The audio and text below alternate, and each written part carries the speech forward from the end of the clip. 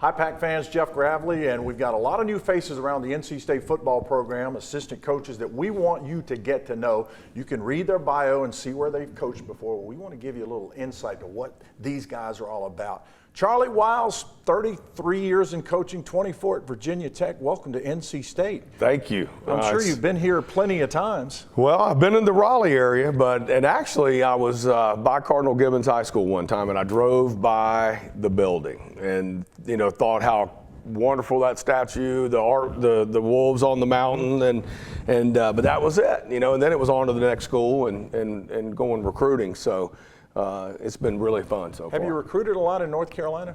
I have.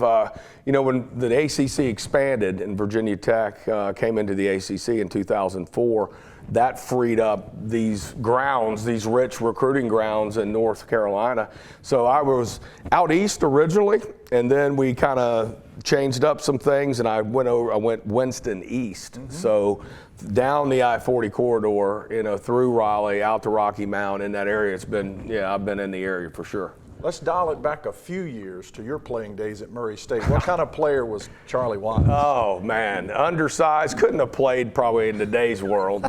I was exactly, I grew up in DeLand, Florida, right. And there was Miami, there was Florida State, no regional size schools. And so for me, it was going to be get my film, and it wasn't like today where you click on it was all canned film. So getting that to the right people, because back in those days, coaches came in, looked at you, eyeballed you. Did they like the way you looked? Then they'd look at the tape, So to get recruited was kind of hard.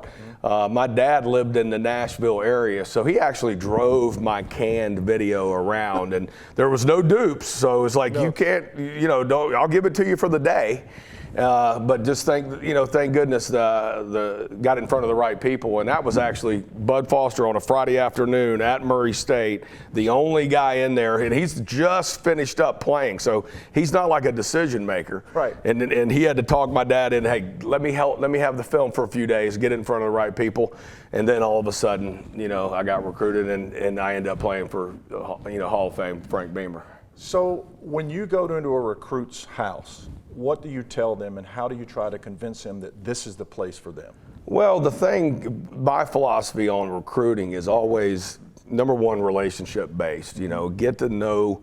We want to know who we're getting too. Mm-hmm. As much as possible. Take all the uncertainty out of it, as much as you can. You really don't really know who you have and what you have until you start living together. But it's honesty, it's transparency, it's be who you are. We're presenting an opportunity. Hopefully it's right for you and your family. If it's not, then obviously you move on, But it's be, authentic and genuine, and knowing that, I'm a parent. Right. You wanna put that across there, that you're gonna care about the kids. And at the end of the day, it's a combination of, hopefully a really good person, and then a really good football player, or a young person who has the chance to develop into a really, really high-end football player. You coach defensive linemen. If you could put together your prototypical defensive lineman, what would it be? And there is no perfect defensive lineman, but you can take a stab at it. Well, body-wise, and obviously, 6'4", 6'5", 270, can run, smart, great football IQ, a person who really understands the game, and an instinctive football player, man. That when they're out there on the field, they have to see it and feel it, and those guys who do that are terrific players. Guys that can just instinctually feel certain things and know where to fit, and just athletic, very fluid, not someone who's kind of rigid and has trouble changing directions. But so size and that combination of speed and athleticism, and then that football IQ. Let's get away from the football field a little bit. What is Charley chill time like? What do you try to do to get away? Well, I love outdoors. I love, obviously my kids are older now, but they're coming into that wheelhouse where they're 20, soon to be 21, soon to be 24. So they're actually navigating and kind of gravitating back toward us a little bit more, which is cool. So we spent as much time together with the kids as possible, and they got their thing. It's funny, we went on a little trip after during the holidays. 6 days in the car, a couple stops, you know, and the kids came back, and I thought maybe they might spend the night. I heard the tires squealing to get out of the driveway. I was like, where'd the kids go? And my wife was like, man, they're gone, dude. Exactly. They went to their space, you know. So obviously they like to do that. I love to fish. I love to play golf. I love OBX.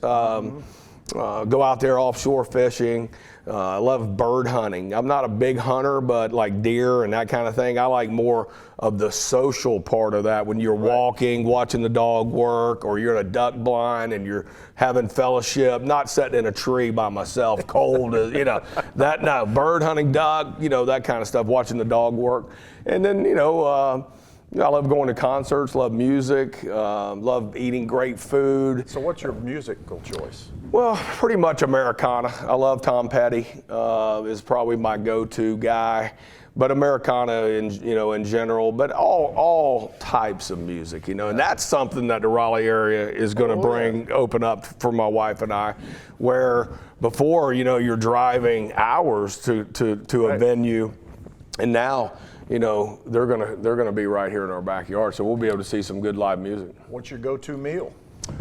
I'm probably a steak and potato guy, that kind of thing. Yeah. A good ribeye or just a good beef, tenderloin, whatever. Yeah, steak and potatoes. Well, we're glad to have you here, Charlie. Welcome to the Wolfpack. And man, good luck I am this so season. excited. Thank you so much.